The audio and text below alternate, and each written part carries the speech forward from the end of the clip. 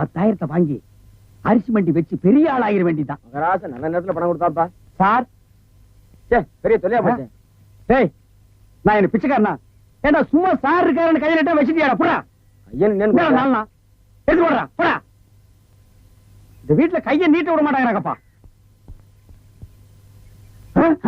நீயா நீயா நீங்களா நீங்களா?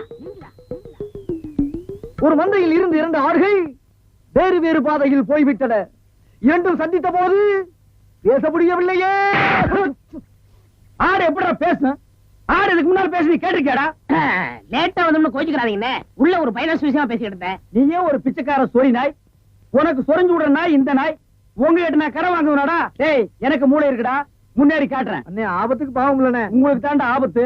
எந்த நேரத்திலயும் போலீஸ் வரும், ஜாக்கிரதை. அது யாரும் நம்ம செக்யூரிட்டி.